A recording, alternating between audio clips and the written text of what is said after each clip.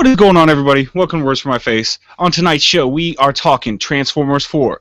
We are talking The Leftovers, the new HBO show, and we have a little conversation on what net neutrality and that new Net Neutrality Act is going to mean for indie games. Of course, we got a horrible movie of the week and quick hits.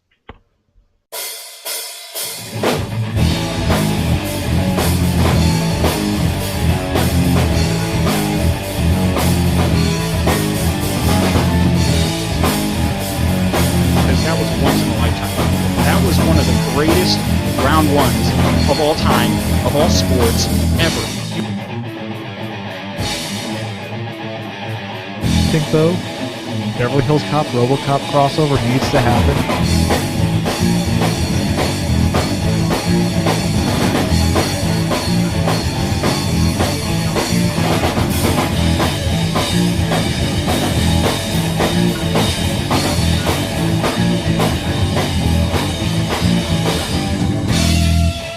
What is going on, everybody? Welcome to Words for My Face. My name is Brian. With me, as always, producer extraordinaire Brendan. Yo. And we are the one and only home of the Chewbacca chainsaws. And Brendan is coming up with a new look every week, so if you have a suggestion on what his next Chewbacca chainsaw face look should be, hit us up at wordsformyface@gmail.com, wordsformyface.com, of course, comments down below, and Google+. We're there. And you know what? We actually have a Facebook page, too, so I never mention that, but we have it. I put stuff up on there, like, every Monday and Thursday. I look at it sometimes. I don't know. Yeah, you could also send a regular mail to us, but if you find out our address and do send a mail to us, we might be kind of creeped out. Yeah, I don't know if you should test people on that one, because they might be able to track our IP addresses. I don't know. And maybe I gave people... I'm sure people would be able... There is a way to find us. I am sure of it. I'm just saying that we might be a little scared. Yeah, please don't find us. Please. Unless we want you to find us. Find us on the internet and watch our videos, but that's about where we want you to stop. Because you don't want us to come find you, because we have an 8-foot Wookiee that's got our back at all times. So, I'm just saying. Just saying. That's all I'm doing. But yeah, so tonight's show we have Transformers 4 talk. We are talking what net neutrality means for indie game scene. And I have a review of the show The Leftovers from HBO. So let's start it off with actually the Transformers 4 talk. And we're talking about Transformers 4 because it just released last weekend and came out to 300 million worldwide box office sales. Now that's not a record for a movie, but that is huge. But really what it is a record for a China import movie. It has the highest debut of any movie not made in China ever. It made $90 million there over the weekend, where it only made $100 million here in the U.S., so that's pretty crazy. How many movies has China allowed into their country, though? Because I know they've been pretty strict, at least in years past. They've recently started to open up to more imported media like games and other things, but have they had a long history of allowing all movies? I would think. Why would you ask me that question when you know I don't have an answer for it? Come on, man. Here we go. We're going to make... Clearly, the research that I did shows that they don't. This has been a fairly recent thing. There's not very many movies that have made it to the market. So that might be part of it. Because also, I can't imagine... 90 million in sales, though, for China. We're talking about a country with over 1 billion people. So that's a huge market. Yes, but we're probably talking about a market that probably has less movie theaters than the United States does in California. Just saying. Maybe. I don't know. I don't know. All of this is unbased fact. So, but I want to talk about this because Transformers 4 is a movie that I haven't seen yet. Have you seen it yet? I have not. I do want to see it. I just do not want to see it in theaters because it is about 2 hours and 40 minutes long. So I am not a big fan of 3-hour movies in movie theaters. It's just a little bit too long for me to sit there. I'm actually a big fan of the longer movies in movie theaters because I figure, hey, I just paid, $10, $15 to be entertained for a while. If I get, 90-minute movies, I feel gypped usually.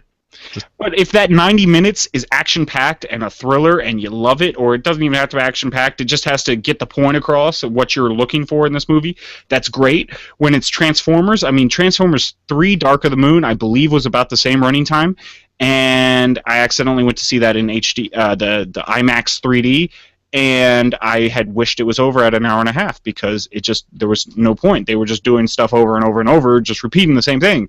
And really? I like 3. I thought 3 was pretty good. You know, I was entertained. Again, where did you see it? Did you see it in the theaters? This is true. I actually, I did not. I won't say how or why I saw it, but no, I did not see it in the theaters. I wouldn't mind though too much. Well, apparently there's some sort of mystery behind. Is it because you're hiding that there really is aliens on the dark side of the moon, like in the plot? The more in, I mean, no, we're not going to go into that. Just say no. Just say no, and we're moving on. So, but, and it's interesting because Transformers 4, again, they are bringing in Mark Wahlberg, and they kind of set this up as a sort of semi-reboot, but not really because it's sort of continuing the stories from the last one, but they're bringing in a new cast for it. I mean, I will be happy to watch this movie when it comes out on DVD. I will Redbox this thing one of the first days that it comes out, and I will enjoy the 3 hours of movie sitting in front of my TV where I can pause it, get up, go to the bathroom. I'm hungry. I want to make something in the middle of it because it's an 3-hour long movie. I can do that, and I've only paid $1.27 to do so. I will be perfectly happy doing that. I just don't know if I'm happy enough to sit in the theaters. What I'm hearing from your complaints, though, is that what you really desire is to change the intermission time for movies, because you know there is like an official one, something a little over 3 hours they have to put in intermission time. You want 3-hour movies to have an intermission time. No, I don't, because that intermission time, when I get up and go get food or go to the bathroom, I'm also paying another $20 for that food. So no, I'd rather be at home doing it myself, you know. Maybe you need to buy a movie theater. Well, hey, if you'd like to help me buy a movie theater, hit us up at wordsformyface@gmail.com, wordsformyface on Twitter, wordsformyface.com, thanks. But yeah, unless you really do want to help me buy a movie theater, which can't imagine many people do, yeah, that's not going to happen. But really, I'm concerned about originality in movies. Is this all we're seeing? All these sequels come out and they make bazillions of dollars. Is there a reason for studios to make anything else other than another sequel or another reboot, or then do a movie and then sequel, reboot, sequel? Well, it's called milking it, right? So as long as they're still making the sales, they'll keep making them, putting out the sequels, but they get to a point, like a saturation point, where it's no longer going to happen for a series. Like a series is going to get played to death. Sometimes they get revitalized a little bit, but you remember, like another example, like the Fast and the Furious series. That got to a point. At one point, I think that they did just like straight to DVD movies, right? But then they kind of brought in some new people and they brought it back. Really? No, that never went straight to DVD. 3 or 4? No, those were all in theaters, I believe. They should have been straight to DVD. Yes, number 3 should have been straight to DVD. I totally agree. No disagreement here. I was surprised it was in theaters. All right, well, whatever. Tokyo Drift, where I did like the cars in that movie, I did not like the movie itself. So, but yeah, I mean, all these studios movies though have done that. Like Saw got played out so long, and did eventually go to straight to DVD. I think at some point they also came back and did a theater run for one of them. But well, one of the show's favorite movies actually followed that that course, and that is In the Name of the King, because In the Name of King 2 and 3 were both straight to DVD. Yeah. Really? I thought they had full, or at least I thought 2 had a full theater release. I don't think so. Like I think for like a week. I think they realized how horrible that movie franchise was and didn't understand why that production company wanted to keep making them. So they said, no, we're not going to show you in our theaters.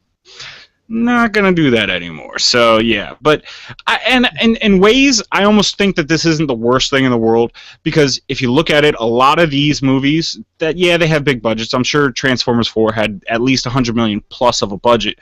But that makes so much money that these studios can take some risks on some littler movies.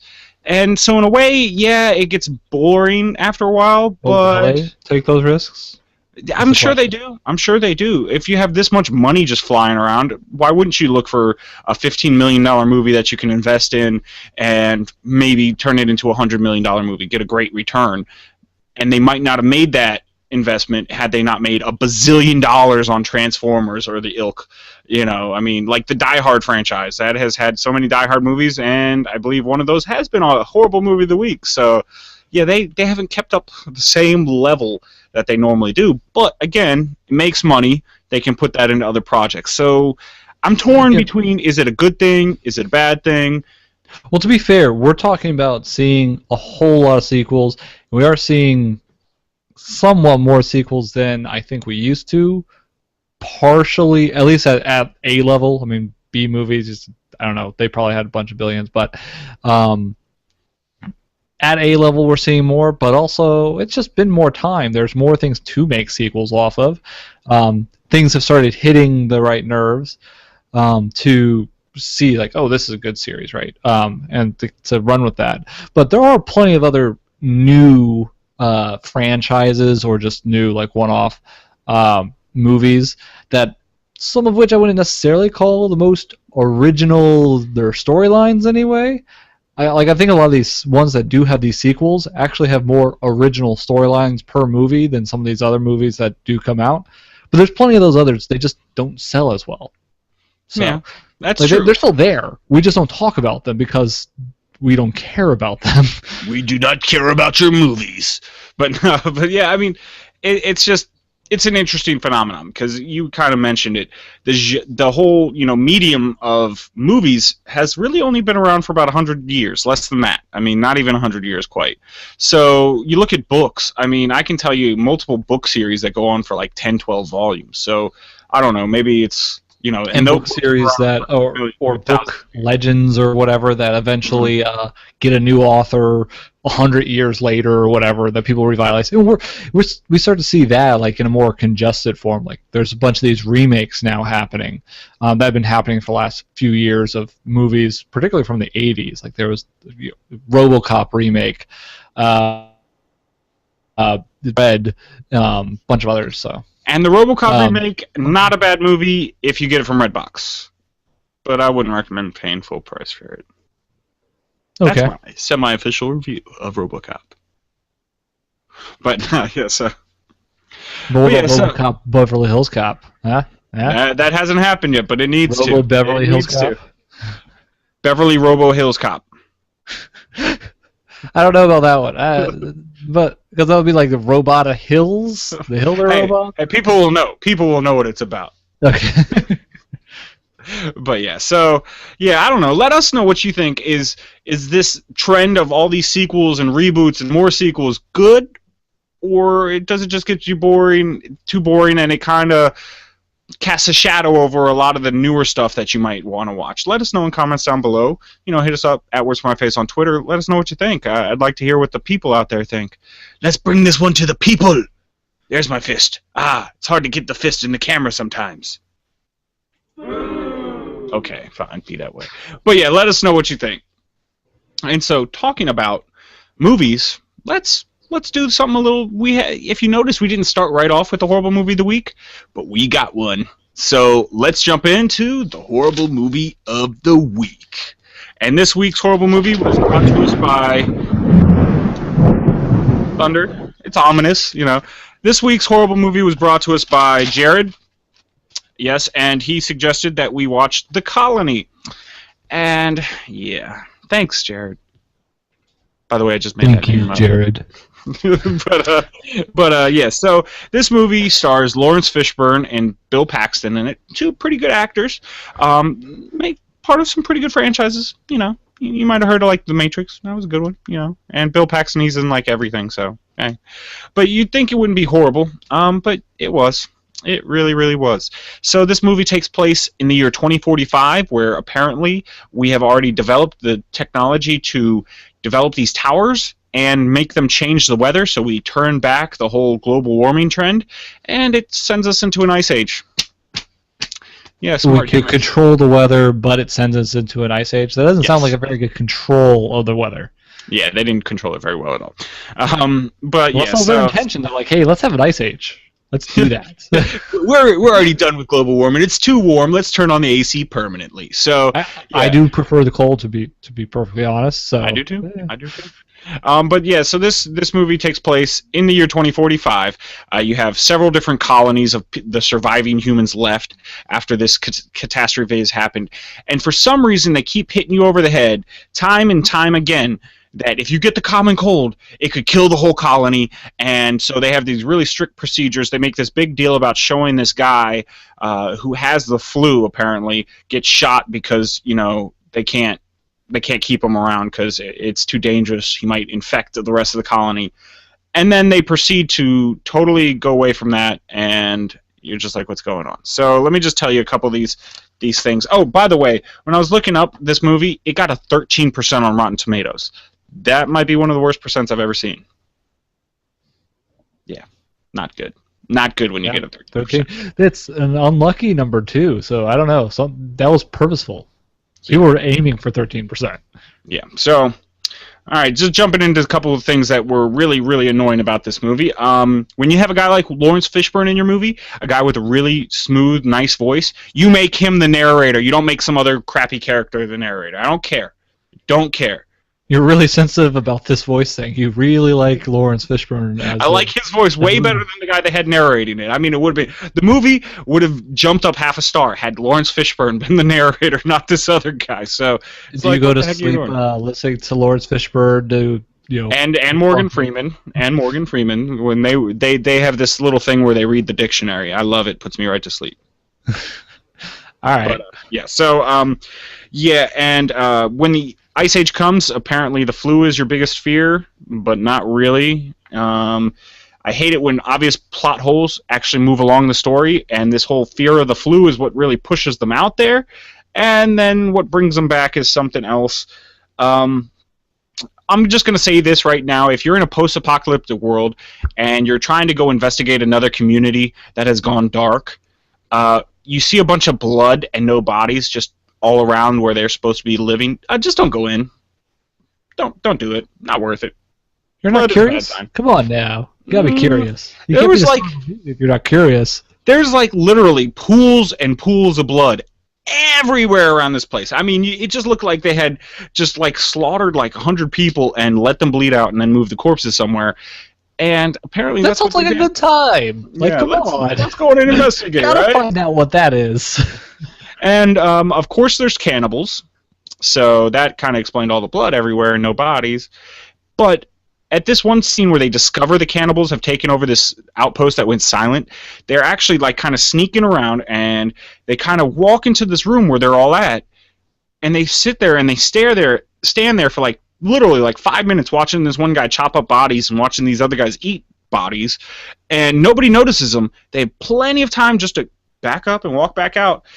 But they stand there, and of course one of the guys coughs. And then the cannibals know where they are. And that's why the flu kills everyone. There you go. There you go. And so they run from the cannibals at that point, and stupidness ensues because, like I said, this is the Ice Age. Every time they show an outside shot, there is some sort of blizzard going on, and somehow these cannibals have figured out how to track snow footprints during blizzard conditions, which, if you're from the South and you've never seen a blizzard, wind blows everything everywhere. So once you put a footprint in there, it gets snowed over, and then the wind blows more snow over it, and there are no footprints. So the cannibals following footprints does not work. But apparently it does because it leads them back to the main outpost where these guys originally came from. And this is where I have the most problem with the movie, because the big end climactic battle scene between the cannibals and this other outpost is just horrible. Because for some reason, instead of just taking some defensive positions, there's only one door into the colony. They have guns. The cannibals do not. They somehow let all the cannibals in, and it's like a fist fight. They couldn't just Spoilers, lock the door. Yeah, that's what I'm saying. that's what I'm saying. And that's the end of the movie. Done. Okay. So this week's horrible movie of the week gets a 1 Chewbacca chainsaw out of 5. Yeah, so if you see somebody watching The Colony and they're like, hey man, sit down and enjoy this movie, run the other way. And don't run through the snow, because apparently cannibals can track your footprints through blizzards. And don't cough. Just in general, don't cough. No coughing. No more coughing. Coughing will let you get caught by cannibals. Yeah.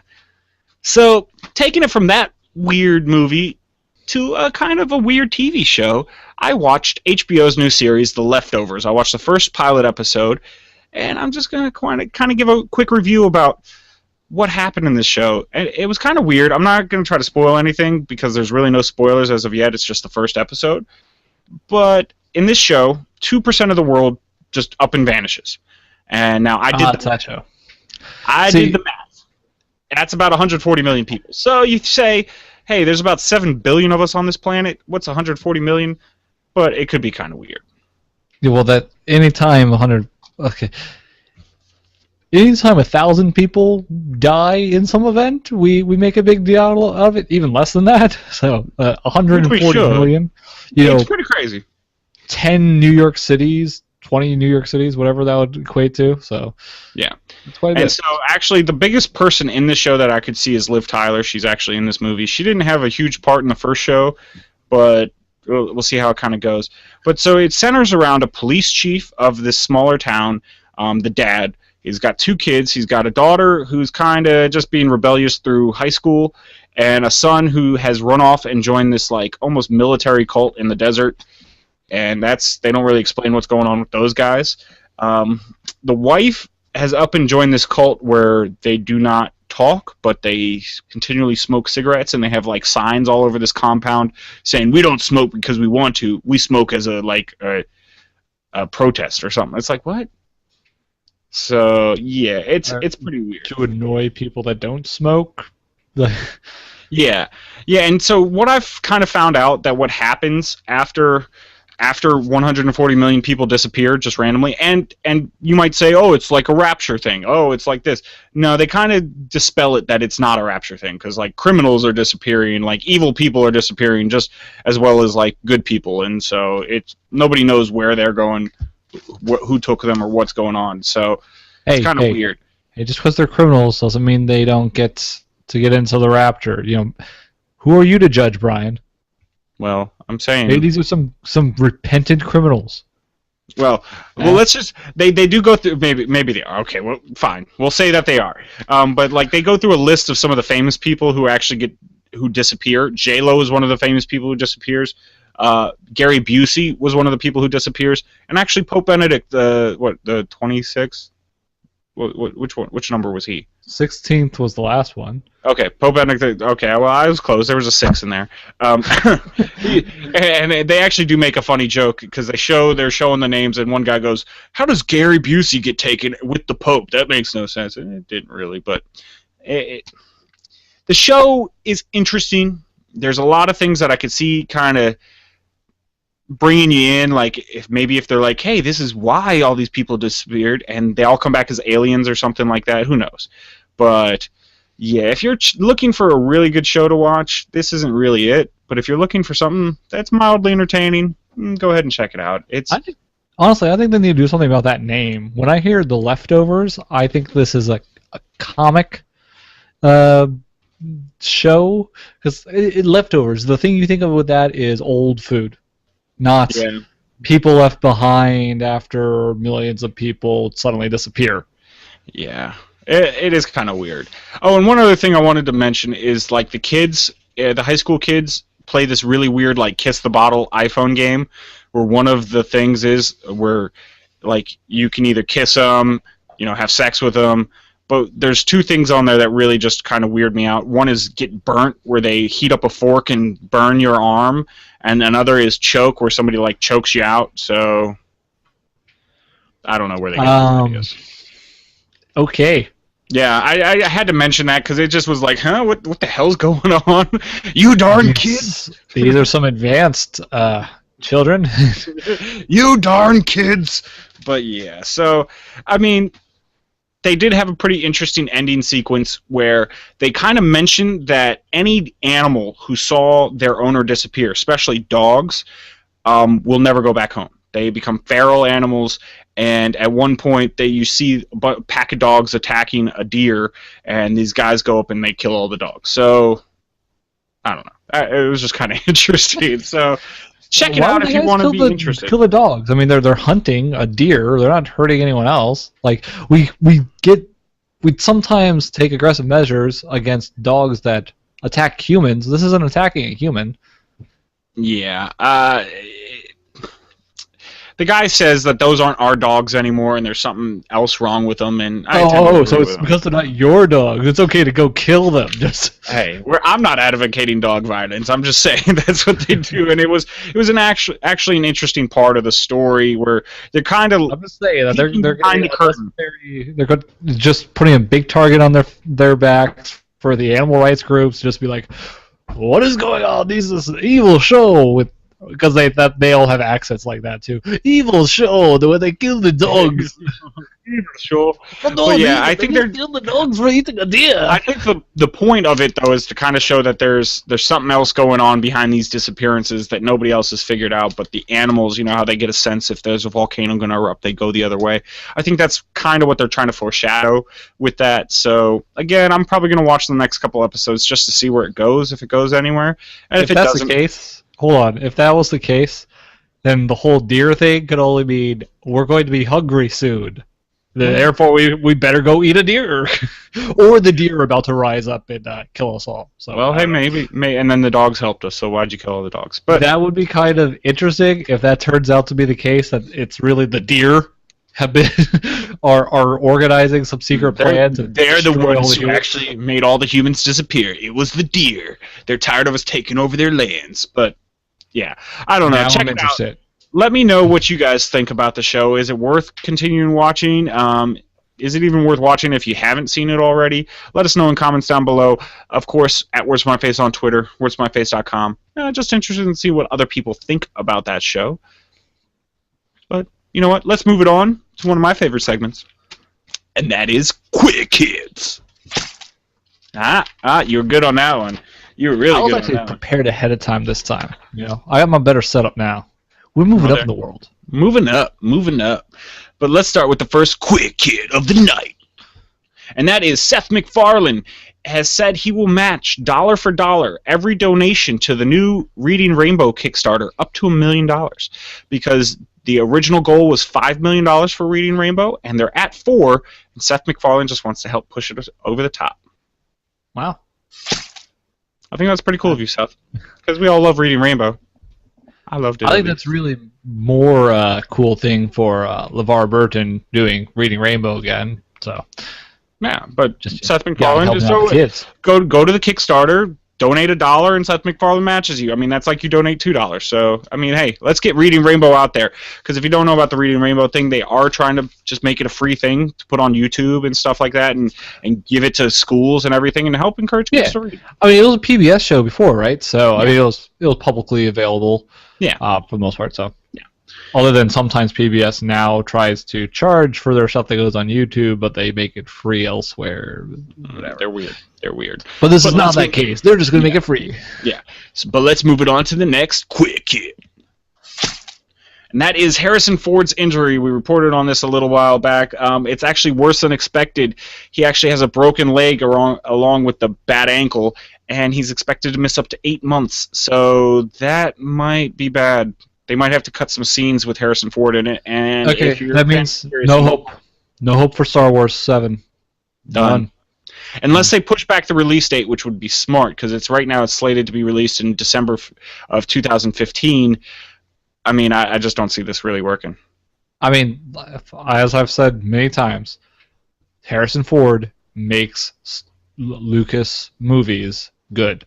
Yeah, so... Now, I don't know how involved Lucas is actually in at this point. Maybe Disney just took over everything, so maybe I don't think it won't Lucas matter. Is involved. Yeah, I think he's pretty much stepped aside when he sold the whole thing. So. But then it's just a wild card. I mean, I'm pretty sure Harrison Ford could bring everything back around for this kind of movie, but I don't know. We'll have to see. I'm less confident now. I mean, they should just say, hey, Han got in some weird fight with a Wookiee, and now he's paralyzed, and he has to be in a wheelchair. I'm sure they could make a pretty cool Professor X wheelchair that floats around, and it would work just as well. He's supposed to be like 70 in the movie anyway. Chewbacca carries him around. There we go. Chewbacca has a backpack for Han Solo now. It's just like he did with C-3PO. Remember one of the movies? That's true. He can do it. Hey, J.J. Abrams, if you'd like to thank us for fixing your movie, you can guest star on our next show. Hit us up at my face. But yeah, let's move it on to the next quick hit. And that is WB is to unveil the pilot episodes of both The Flash and the new Gotham series at this year's Comic-Con. Yeah, it's pretty cool. I'm actually excited about seeing at least the Gotham series. Not so sure about the Flash series, but he runs really fast. Yeah. Really fast. And then he figures out that he can run so fast that he can vibrate his molecules through walls. Like I've always that thought was the greatest realization. When I first saw there was an episode of Super Friends when I saw that, and I was like, "What? Wait, so you're what? So you could just do that makes you incredibly more powerful than you're usually made out to be." Yeah, I mean, you can literally do anything. Yeah, so if someone tries to punch you, you just vibrate yourself and you're not hurt. I mean, of course, the question is always how does he not fall through the earth then? But I don't know. Well, we'll have to save that for another discussion. But let's move it on to the last quick hit. And that is Trapper Keepers are making a comeback, y'all. And if you grew up in the late 80s, early 90s, you loved Trapper Keepers. You wanted one of those, even though they broke within 5 days of getting them. But they're making a comeback as tablet cases for the new kids. So it's a little bit of nostalgia coming back. What you're talking about, so cool. You don't know what I'm talking about? Yeah, Trapper Keepers. You don't know Trapper Keepers? No, I don't know what you're talking about. I really don't. What Trapper Keeper is? I've never heard of this. Everybody pound comments down below with why Brendan should know what Trapper Keepers are, because they were like a phenomenon in the early 90s. And yes, you grew up I guess you weren't born until 89. So maybe that's a little bit past. 88, actually, but whatever. Well, I wasn't trying to throw out your real birth date out there, so... But we still did it. I'm really 733 years old, but... And we talked about this last your Trapper Keepers? You darn kids and your Trapper Keepers. But yeah, so that was the quick hits of the night. Yeah. So let's take it away from the quick hits and get into the video game subject of the night, if I could find it, and it's right there. And that is, recently the FCC put through a Net Neutrality Act. Now, I still believe it has to go through Congress, if I'm correct, and it hasn't quite passed. But what this act means is that the major internet service providers can choose to give better internet service to some of the bigger sites that pay them to, let traffic go more freely. They give higher speeds to those sites. They actually already do this to some extent. To some extent, they already do it. They're expanding it to a greater extent. Is the thing, though. Is the problem. So yeah, and so it's not only that that's bad enough, it's that the indie game guys are really coming out, especially Lorne Lanning. He's the creator of the Oddworld series. They just came out with a new Oddworld, which, if you don't remember those are old school PlayStation games that were actually pretty quirky and fun. And he's saying that this might actually just kill the industry altogether. Now, I was reading a story on the indie game industry, because indie games do rely on people downloading their games. The reason they're indie games is because they're not in stores. And this is actually a story from GameSpot I was reading. And he was saying that, hey, let's say we sell our game for $10. Normally, we get $7 back out of that after, the publishing and stuff like that. Now he's saying, what's going to happen to us if we have to give another $3 to $4 to AT&T or Verizon or Comcast just so that people can download our games at reasonable speeds? That takes half of the profitability out of these games, and that really hurts their ability to make them. Yeah, and for bigger companies, they can put up with this because they sell so much more. That's one of the things with indie games, making that 70% on it is actually pretty decent compared to other things that other ratios that other places deal with. A big publisher, when they sell to, say, GameStop, their stuff, they're selling for half the price that it's going to be sold for. So, they're not making as good a ratio as that, but they have so much of a smaller margin to work with in the indie scene because they sell less because they're not as big. They can't publish themselves. They can't market themselves as big, and they're selling for less, so that's $7 is still, significantly less than $30. Yeah. Even if it is 70%. Yeah, and indie games are really. I've loved the rejuvenation of this. Maybe not rejuvenation. Maybe the renaissance is the better word of this industry, because I mean, back in the Xbox and PlayStation 2 days, you didn't really see indie games. You couldn't download stuff. You could go to the PC and find indie games, but you couldn't find them on systems. Well, I guess it depends kind of how you define it, because there were small, you would say, indie level publishers publishing stuff back all the way back throughout game history almost, but they were a little hard to recognize. Their stuff got out even smaller distance because they had to put up the more money for going and stuff. There was more of a stress on getting the license out to a publisher of some sort, getting someone else to distribute, for instance. But I mean, these games have existed. There were indie level ones like way back. There were even like indie level ones that did unlicensed games and homebrew games and things like that for systems like the Super Nintendo, the Nintendo, and things like that. Well, the Atari had a bunch of indie crazy games. But well, like you said, like it was harder to get that stuff out still. Even if they didn't make it, they couldn't make as many, and it was so expensive to make. And it was harder to find out about them. So well, and nowadays it's almost as easy. Well, I'm not saying that developing any game is easy, but it's almost as easy as saying, okay, here's the game, and go into PlayStation or Xbox and saying, I want to put my game up there, because Xbox has relaxed some of the indie game strict standards. Yeah. And PlayStation is trying to make it as easy as possible for people to throw their indie games out there. So, I mean, and then you hit 5, 6, 7 million people. But then you hit 5, 6, 7 million people who can see your game and get it, whereas you might have seen 100,000 people just see your game in the store, and then out of that many people, how many people really buy it? So this is a very interesting. On the flip side of that, there is the issue though of which makes this a little bit more stressful for the indie gamers. The cost of making games right now, like what is expected out of a game, is getting much, much higher. Like the big name guys, like their budgets keep getting bigger and bigger and bigger and bloating and bloating. The indie developers don't have that. Yeah, you saw games like Star Wars Knights of the Old Republic, the big MMO, cost over $100 million to make, and kind of panned. But yeah, you see the budgets go up and up and up. I think every Call of Duty game probably has a budget of 30 to 40 million, which 10 years ago was unheard of. Yeah, and at some point, like to some extent, the indie developers are still competing with that.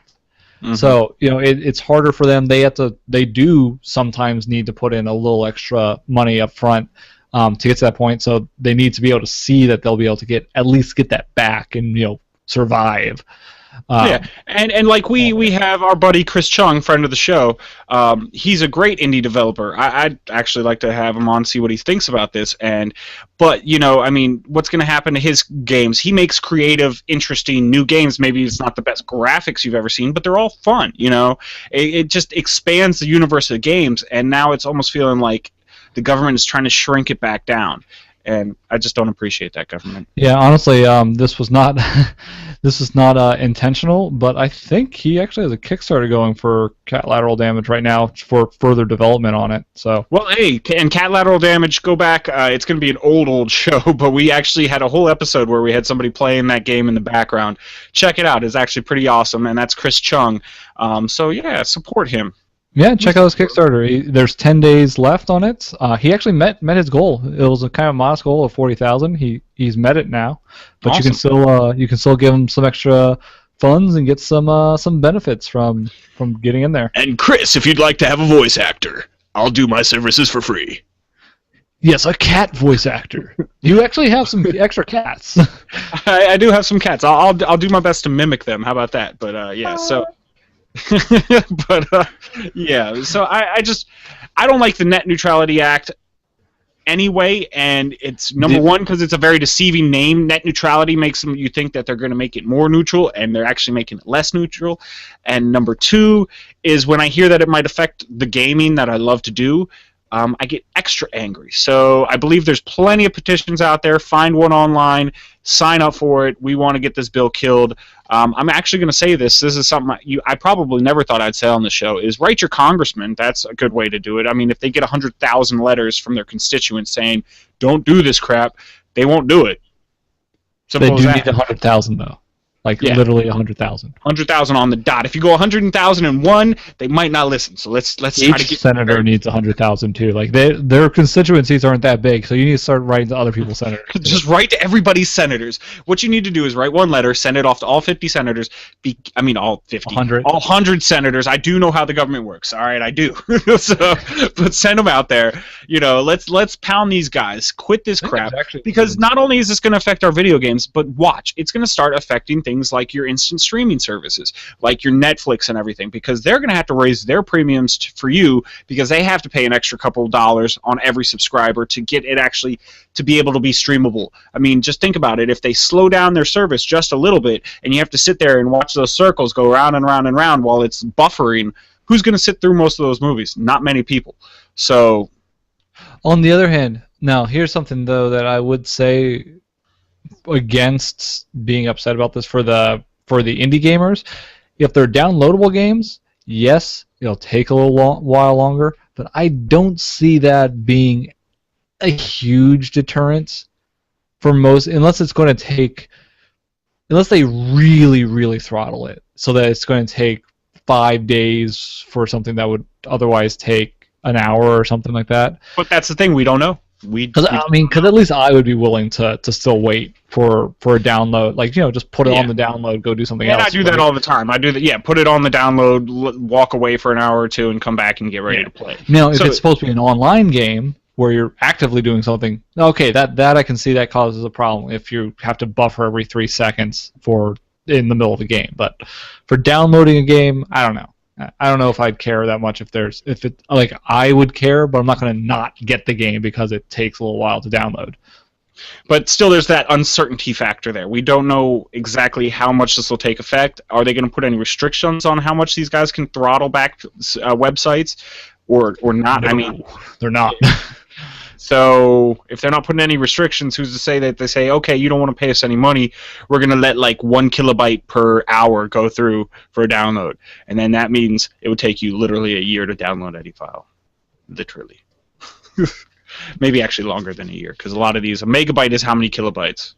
Which is also bad for people like me who are paying for these services. Come on, guys. Yeah, I'm already paying you to give me internet, and now you're telling other people that they have to pay them. Yeah, it just seems like I don't even care about what you're saying to the other people. If they buy into your stuff, that's one thing, but you better be giving me the bandwidth that I paid for. Mm-hmm.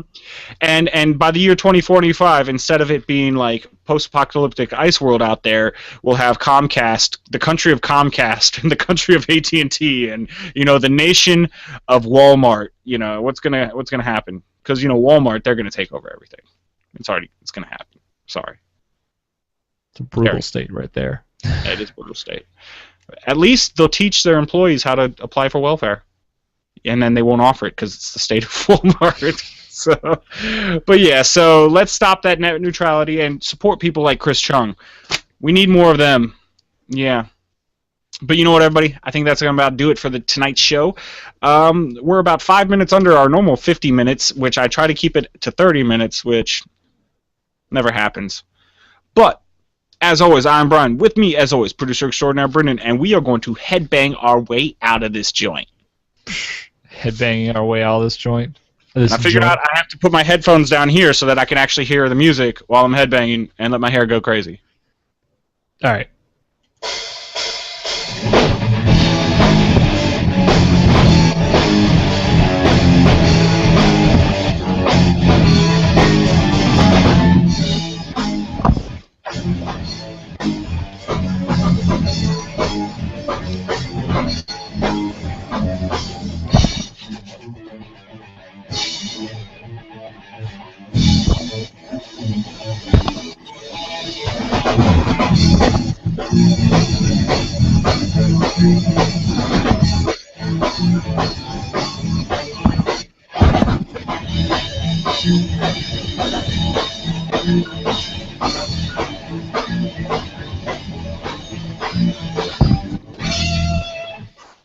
That's the show, everybody. Good night.